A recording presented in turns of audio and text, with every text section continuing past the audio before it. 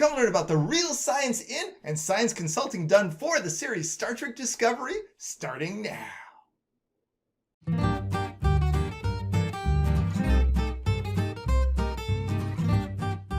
Hello, my name is Mohammed Noor. I'm a biology professor at Duke University, and I'm an occasional science consultant for the Star Trek universe. I'm so excited today to talk with you about biology and science consulting in Star Trek Discovery.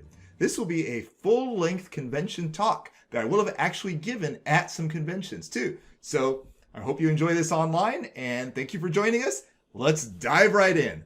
So I'm going to start first with an outline for today's talk. I'm going to first talk about some science tidbits from seasons 1 and season 2 of Discovery. Now, this will also include a little bit from Short Treks. I should stress, I did not consult on either of these two seasons, but I just picked some science bits that I thought were really cool, and I hope you enjoy them as well. Then I'll talk about some science that I actually worked on for seasons 3 and season 4 for Star Trek Discovery. Some of this was collaborative, a lot of it with the science advisor for the Star Trek franchise, the amazing Dr. Aaron McDonald, but also some pieces that were collaborative with some other folks as well. And then I'll close out the talk talking a little bit more generally about what it's like being an occasional science consultant for Star Trek. Now, I want to stress one thing, which is very important. I am a biologist, so I'm only going to be talking about biology in these depictions. I'm not going to be talking about physics, so I can't explain the warp drive or transporters or any of those things to you. I apologize. That will be somebody else's talk, I hope. Anyway, without further ado, let's dive right in. For season 1, I picked 2 interesting biology topics that are very short to cover that I just want to comment on briefly, and I picked 2 that I want to go into in a little bit more depth. I bet you can guess one of those. Hey, let's start first with one of the short ones. There was a quick comment in the very first episode, the pilot episode of the series Star Trek Discovery called The Vulcan Hello, about DNA unspooling. You might remember Michael Burnham was sitting in the Shenzo's medical bay, and the doctor said, "Wait, the recombination process is nowhere near finished. Do you understand the effect of genetic unspooling? You don't want to die that way." Very dramatic. I was very excited about this because when I heard the mention of recombination, that's something that my research laboratory actually works on. So I was like, ooh, recombination, that's great. And the unspooling thing is especially cool. So let's talk about what was happening there and what this doctor was actually referring to.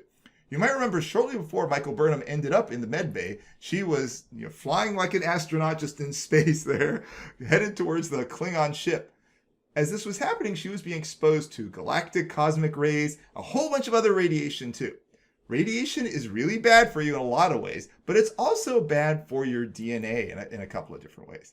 Now, when we think about DNA, we tend to think of DNA as this long thread-like thing, which is kind of true. But in fact, it's not hanging out in your cells as this long thread, just loose like that, but it's actually tightly wound around these proteins that are called histones. Now, recombination is a process that repairs broken DNA by using the unbroken copy, because you have 2 copies of your DNA. It uses the unbroken copy as a template. Now, for the recombination to happen, you have to unspool it from these little histone proteins. So unspooling happens during repair, but you can't stay unspooled without the DNA being at risk. So what I infer is going on here is that either the DNA was very severely damaged, which was affecting how it would spool, or the histones themselves were broken. Either way, this was some pretty cool science that was just slipped into a passing comment in Star Trek Discovery's pilot. Just a couple of episodes later, in episode 3, we saw a reference to some microbes that can get energy from electricity. This was while Michael Burnham was on a shuttle. This is before she actually ended up on the USS Discovery. They referenced species GS54, which feeds on electricity. So this got me to look up, are there any microbes that can actually get energy from electricity here in the real world that we know about? And in fact, there are some Earth microbes that can directly accept and use electrons from electrodes for energy. These are in the genus called Geobacter, and they specializing in making electrical contacts with electron acceptors. So this is really cool. This is actually a real thing. There's multiple scientific papers about it, and yes, this is not at least a crazy concept. Now, let's go into 2 more things in a little bit more depth. Those were just some little appetizers, but now let's get into the meal here. A big one that we saw in Star Trek Discovery Season 1 was the tardigrade, also known as Ripper.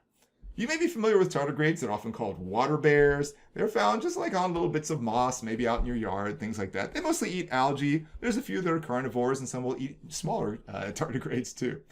Now, Ripper, the one that we saw in Star Trek Discovery, does kind of resemble some Earth tardigrades in some ways, but he's really different in other ways.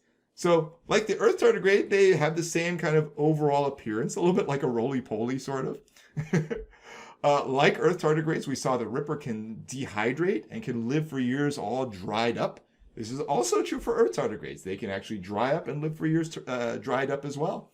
Now, there's a lot in the popular media about how tardigrades can survive the vacuum and radiation of lower Earth orbit. I'm going to come back to that in just a second, but that again at least matches what we hear about tardigrades all the time. I'm going to come back to that though. Now, some differences between Earth tardigrades and Ripper were, first of all, Earth tardigrades don't have antennae, right? They don't have an internal skeleton. We actually saw a scan there of Ripper showing a skeleton inside. Earth tardigrades don't have that. Earth tardigrades don't have jointed legs. They just kind of have those little stubs. Earth tardigrades are aquatic, meaning they don't actually have lungs. You might remember Ripper actually could scream. But the biggest difference, of course, is size. Ripper was gigantic. Earth tardigrades are microscopic. Now, there's a common misconception in a lot of sci-fi that you can take something that's tiny and just make it really big. That actually doesn't work. And the reason that doesn't work is for something called the square cube law. So volume grows faster than area. For something like a cube, volume is length times width times height, whereas for something like a square, area is just length times width. Now, the cross-section of a muscle will grow much slower than the mass they're supporting, because the cross-section of the muscle is using surface area, whereas the mass is growing as the cube. So let's say, for example, you're going multiples of 2. You go from 2 to 4 for surface area. You go 2 to 8 for volume. Now, as you do this more and more and more, you eventually have something that's so big that the muscles can't support it. This is why small animals like ants seem much stronger than they really are. But if you made an ant gigantic, it actually wouldn't be that strong at all. It would fall apart under its own weight. So we have to assume that Ripper is dramatically stronger than Earth tardigrades, given its dramatic increase in size. Now, let's talk for just a minute about this surviving in space thing about Earth tardigrades. There's lots of hype about this and their ability to survive in space. You might remember there was a story recently about some tardigrades that fell to the moon and maybe they were still alive. Yeah, they're not alive. But here's a headline from Popular Mechanics: 7 fascinating facts about the tardigrade, the only animal that can survive in space. Now, I want to show you the actual scientific study that looked at how well tardigrades survive in space, where the European Space Agency took some up there and actually exposed them to the vacuum of space and radiation and things like that. So in this figure that you see here, the rows are 2 different tardigrade species they studied, and the columns show survival of adult tardigrades over time and hatching of eggs. So first of all, let me just say, none of the eggs survived when exposed to both vacuum and all forms of UV radiation that you see in space. 0. When you look at survival of the adults, one of the tardigrades also had 0 survive at all. Like, none of them. The other one had this, you see the little circle I have there on the bottom? They had a tiny little number, I think it was literally 3 out of around 100, survived for a couple of days after having full space exposure for a couple of days. So, by and large, I think this is a little bit overstated in that, yeah, I can survive in space, a tiny bit of them, of one species, for a very short length of time. But, still really cool. I mean, that's still better than I could do or better than humans could do. So, fair enough. Now, one other thing that came up about tardigrades in the series was this reference to horizontal gene transfer. So the quote was, like its microscopic cousins on Earth, the tardigrade is able to incorporate foreign DNA into its own genome via horizontal gene transfer. This was actually really cool that they incorporated into Star Trek Discovery, because in 2015, just a little bit before Star Trek Discovery premiered, there was a paper published in the Proceedings of the National Academy of Sciences, which is a really reputable journal.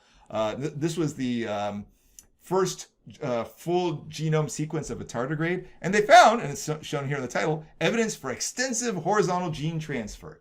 So that's really cool. This actually got a lot of publicity. My good friend, Dr. Aaron McDonald, always likes to point out the first author of this paper was Boothby. Just a coincidence. Anyway, this got a lot of press, and that's probably why they went ahead and incorporated that into the series. And in fact, the authors argued that this horizontal gene transfer may be what facilitates its broad tolerance, including in things like space. Unfortunately, the paper was just wrong. They thought they had it right, but it was just wrong. And in fact, the next year, there were many papers published showing that, in fact, there's not extensive horizontal gene transfer into tardigrades. That said, unsurprisingly, the original result got a lot of publicity. The papers showing it was not correct did not get as much. Still, I applaud the showrunners and the writers for trying to incorporate some super recent science into the series. So I still call this a win nonetheless. Now, last but not least, let's talk briefly about one of the highlights of Star Trek Discovery, which is the Spore Drive. So this is one that takes a little bit of extra explanation. Now, interestingly, you can get a lot of this explanation, not necessarily just from me, but in fact from somebody whose name is Paul Stamets. And this is the real-world biologist whose name is Paul Stamets, who actually is a mycologist, meaning he actually studies fungi. Now, he has a fantastic TED Talk that you can see. Briefly, some of the things you tend to see if you look at this talk is, first, there's a lot of references to mycelia, which are kind of equivalent to roots. I guess it's the closest equivalent I could think of that everybody would know, right? We see the name Paul Stamets, which actually made it into the show. We see the reference specific to the genus Prototaxides, which you might remember is exactly the one they reference in the first season of Star Trek Discovery. There was a quote of organisms that paired with fungi were rewarded, which, as we saw, is exactly what happens with the tardigrade. And he has a very specific reference to these extraterrestrial fungi, which he sees as a foregone conclusion. I confess I'm a little bit more skeptical about that than he is, but nonetheless, the idea that fungal spores could have been introduced into space from Earth, that seems quite reasonable. Now, if you're thinking all this might still just be a coincidence, I want to show you one other thing.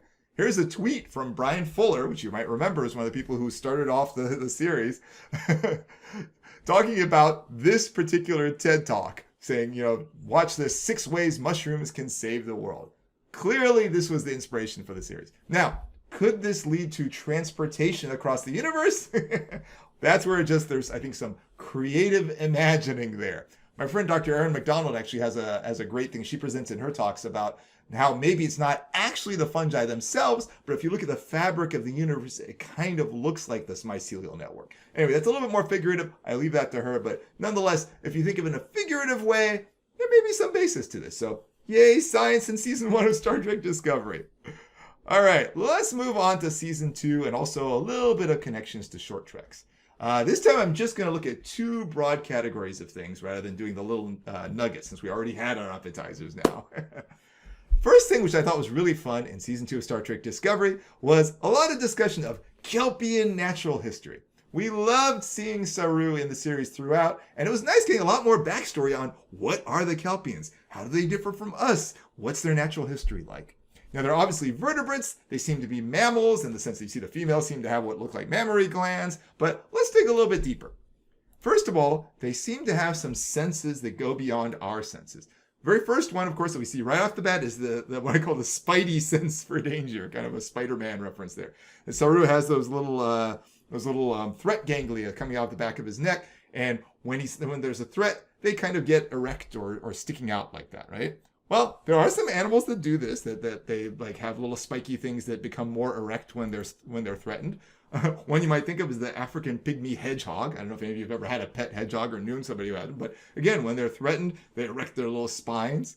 Now, that is not necessarily actually warning anybody or anything like that. It's actually to protect themselves. But something where in terms of warning, which might be what the function for these are, is vervet monkeys. They'll actually give this distinct alarm calls for different kinds of predators, like whether they're aerial predators or ground predators. So anyway, really cool. One of the things Saru seems to be able to do is he can smell emotion or anticipation, right? Now, we may not like to think about this, but we do exude emotion sense. And there was an interesting study done where sweat samples were taken from people who had watched a scary movie or not a scary movie, and then they were tested to see how their dogs reacted to smelling the sweat samples. Interestingly, the dogs definitely mirrored the owner's stress levels. They could smell this emotion from us. So Again, this is based on some real science here. Last but not least, he has excellent vision. But in fact, not just excellent vision, but he has what they refer to as a wider optical window. What that means is he can see further into, say, ultraviolet light or infrared light than we can see. Now, kestrels, as an example, can actually see ultraviolet signals associated with rodent urine, and that's how they track down their prey. So again, there's a basis for this. Now, there's a big thing you might be thinking about in terms of the kelpians. Now, this happened in season 2. And this is this big metamorphosis when the threat ganglia fall off and all of a sudden Saru's behavior changes. And they refer to this as the Vaharai. Unfortunately, they also refer to it incorrectly as an evolution. I want to stress, evolution does not happen in individuals. Evolution is something that happens across generations, not to an individual. So, for example, if you look at me in the 1970s versus me just a couple of years ago, I looked very different. I did not evolve, I just developed. Now, metamorphosis is a better word for this, and when we think of metamorphosis, we often think of like caterpillars changing into butterflies. There's a big change in an individual. Again, not an evolution though. Now, interestingly with this metamorphosis, not only is there a change in form, but there's also some change in behavior. You might remember Saru became a lot bolder, and there's a possible diet change, it seems like. So, for example, young kelpians seem to eat this kelp-like stuff, okay? As they get older, they seem to like baul sandwiches. No, I'm just kidding. There seemed to be some sort of, we don't actually know if they were eating the baul, hopefully not. But nonetheless, there seemed to be behavior and possible diet change there. Now, there are frogs and toads that are herbivorous as tadpoles and carnivorous as adults. So again, mirroring this sort of kelp to baul transition. Again, we see this here in the real world, so yay, good science. Another sort of surprising thing we saw in season 2 of Discovery was these spikes. This is a great threat response where you could shoot the spikes at an enemy. When you think of that, when you think of an animal that can shoot spikes, what do you think of? You probably think of the porcupine. Unfortunately, you're thinking wrong. Porcupines actually cannot shoot their quills. They can kind of shake them off and have them kind of fly around a little bit, but it's not at all directed. Something that's a little bit better, but still not perfect because it doesn't really aim, is tarantulas. This is something actually I learned about at the Vegas convention when I presented a similar talk several years ago.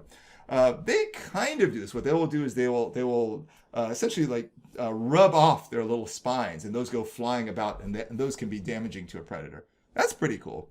But if you want something with actual aim, my favorite example is the bombardier beetle. This is a little beetle that, when threatened, will actually spray boiling acids, and it can actually aim it at a predator. That is pretty intense, but a very good defense mechanism. Nonetheless, shooting something from your body is definitely something that we see here in animals on Earth. So again, really cool. And finally, last but not least, we see this change overall on the planet Kaminar, which is where the kelpians and baul are from, in terms of the predator and prey dynamics. And this is something that obviously happened here on Earth over time. If you look, more than 65 million years ago, we had dinosaurs dominating the planet. There were some mammals around, but they tended to be small. They lived in terror of these dinosaurs. And then, 65 million years ago, we had this asteroid impact on Earth. There's a lot of volcanic activity, and that knocked back most of the dinosaurs. We still have the birds, which are basically the living dinosaurs. And now today, we see that lots and lots of large mammals here on the planet. Now, in terms of baul, maybe there was something else like that happened.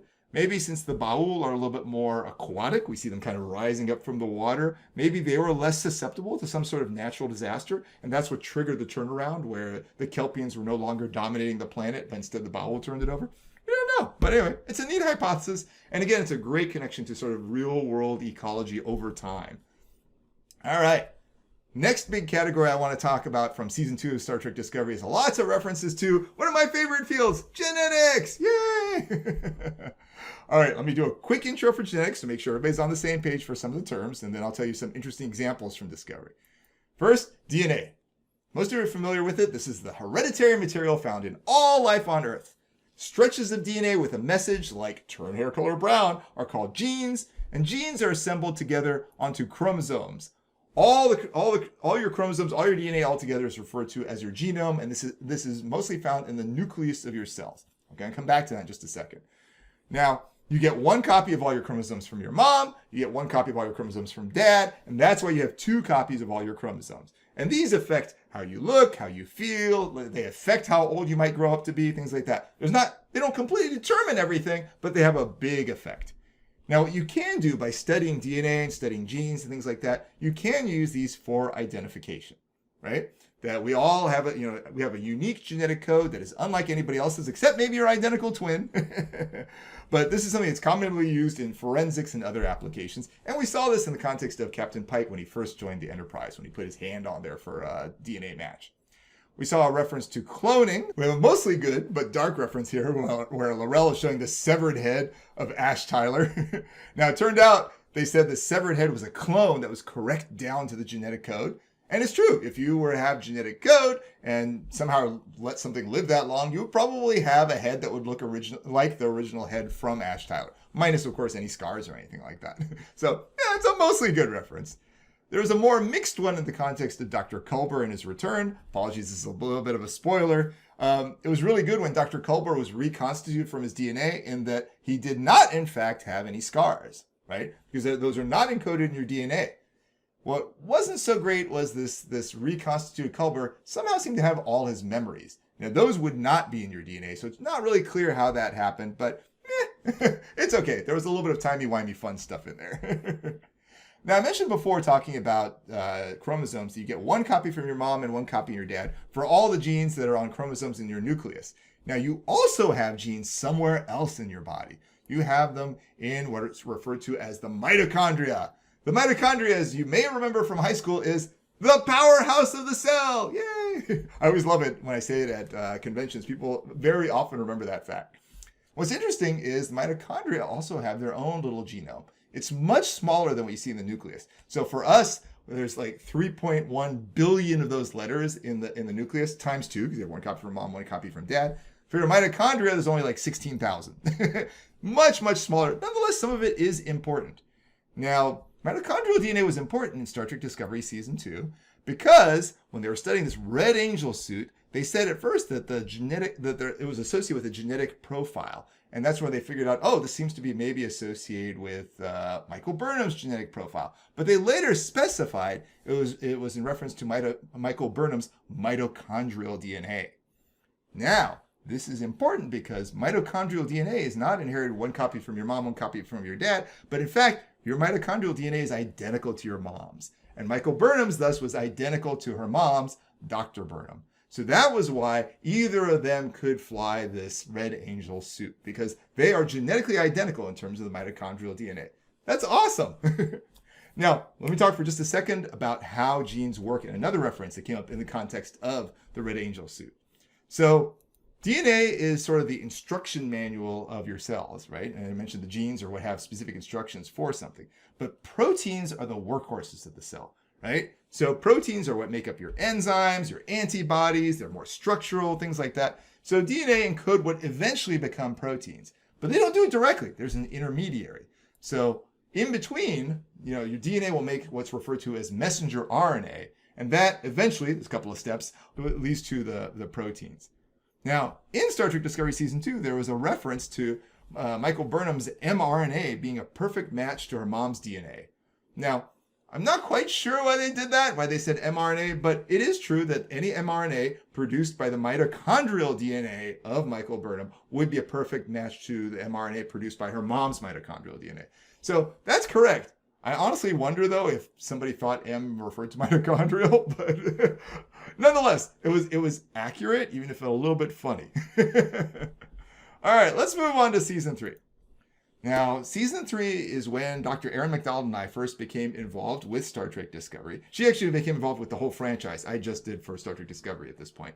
I had 2 contracts for Season 3. One of them relates to prions, and the other one relates to an overarching plot of Su'Kal and the bird. I'm going to come back to the second one in just a second. On the first one, the contract I had with respect to prions was this ask of, okay, we have some aliens who are going to be arriving at the starbase. They're going to be sick. They're going to have a disease. And we need to know what this disease would be. And these are the parameters I was given. The disease has to be very hard to cure. It has to be fatal if uncured. It has to be associated with something they had eaten, specifically a fruit, because they were then going to have to go find the seed ship to understand it. And it has to be not communicable between people. They didn't want there to be some fear that everybody else was catching it. So my suggestion for this, and this is what actually got worked into the show, was that we use what are referred to as prions. Prion comes from the two words protein infection, and actually refers to an infectious kind of protein. Now, they're really interesting in that what happens is prions literally change other proteins to be like it, right? So this is going to be, let me show you what I mean by this. Now, when we think about proteins, we again tend to think about this sort of thread-like thing. And you produce proteins in your cells that have lots of functions, but these proteins have a three-dimensional structure. They're not just this thread laying out like that, right? Now, there are some particular ones that actually are the ones associated with what we call prions that are produced in your cell at all times, right? I'm going to play a short video here.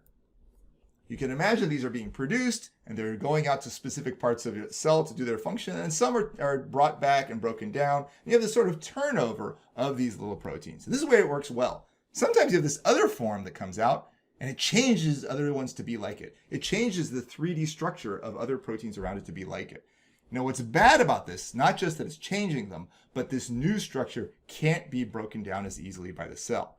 So what happens after you start changing lots of these, you accumulate lots and lots of them because, again, they're changing all there's like it, more are being made, and they're changing to look like this prion protein, and they start accumulating. This is an actual picture of accumulation of prions across nerve cells in a human, or actually I'm not sure if it's a human, across nerve cells, and they tend to accumulate again in nerves and in the brain. Now, there's a famous example of a prion disease you've probably heard of, not in humans, but in something else, and that's what's referred to as mad cow disease. You may remember this was a big problem, especially in Britain, but other places as well. Unfortunately, there's no cure. You may remember the way Britain dealt with this disease was basically sacrificing all the cows that had it. And even when we look at human diseases, I'm going to pull up, this is the website from the Center for Disease Control and Prevention here in the United States. It says, treatment of prion diseases remains supportive. No specific therapy has been shown to stop the progress of these diseases. This is bad. This is a bad disease. It's hard to cure and it comes from something eaten. However, for us at least, and for the prions we know, it tends to be associated with having eaten meat specifically, not from plants. So how do we adjust for this? Well, I did a little bit of literature searching in the scientific literature, and I found, in fact, there are some proteins in plants, Arabidopsis here is a plant, that actually exhibit a prion-like behavior. So it's not unprecedented that maybe something from a plant could do this. Now, what would have to happen, though, is there has to be a plant protein that's similar to a human neurological protein. And actually, I found one of those as well doing some more digging. There's a plant protein called RHD3, and that's very similar to a mammalian protein called atlastin-1. Atlastin-1, if broken, causes what's referred to as hereditary spastic paraplegia, which is a neurological disease.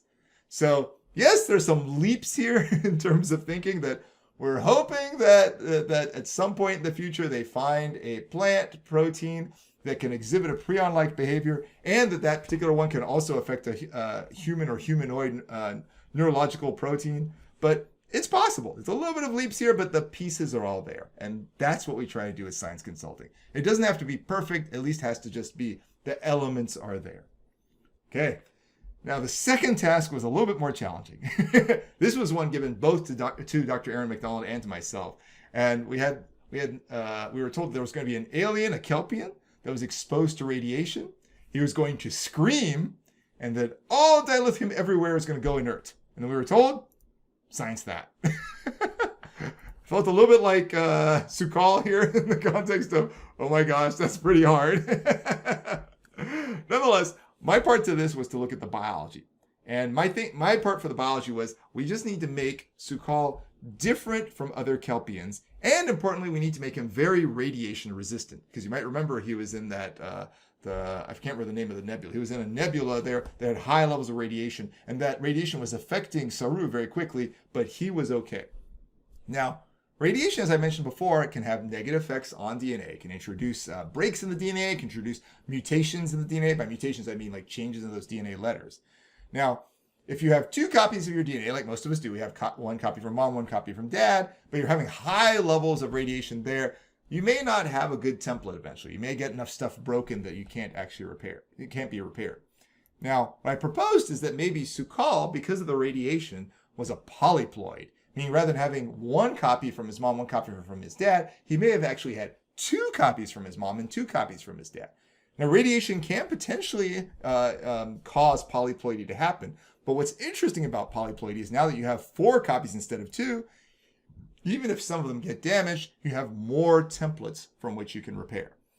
And some microorganisms have more than 2 copies of their genome, and some scientists have proposed in scientific papers that this may make them have more likely templates for repair, and therefore better able to survive in radiation or other sorts of mutational conditions. Now, what this will also do, and when you're a polyploid, this also changes both the amount of protein that you're producing, as well as possibly some of the specific proteins that are being produced, right? So rather than being exactly like a kelpien, he actually would develop a little bit differently, including potentially his vocal cords. So our proposal then is that maybe like an opera singer who can break glass, when he screams, he actually is screaming in some way affecting the dilithium. Now, specifically, one of the things we proposed is that dilithium, the di in dilithium, may refer to normal space and subspace components.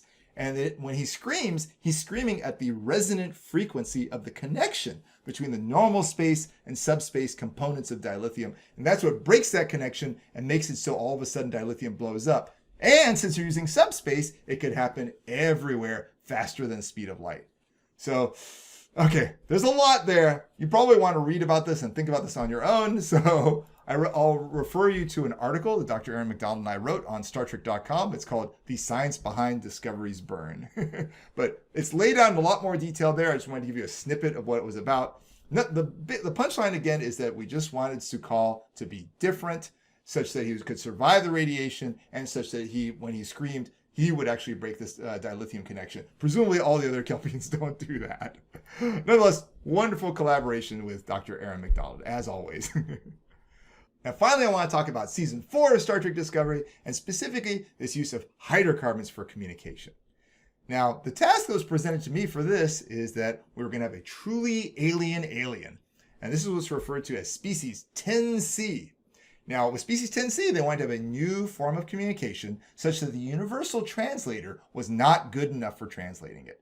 And they wanted the translation to involve a process. It wasn't something that just, oh, here's the code, done, we figured it out. But there would have to be some back and forth and some thinking.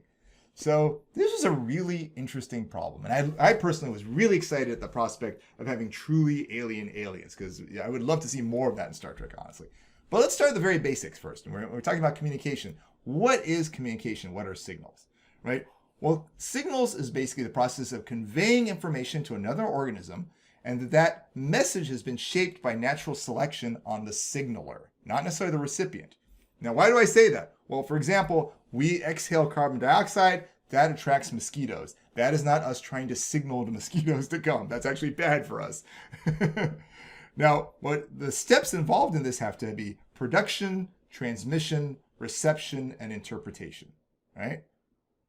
Production, transmission, reception, and interpretation. So you have to produce the signal, it has to go someplace, has to be received, and then interpreted.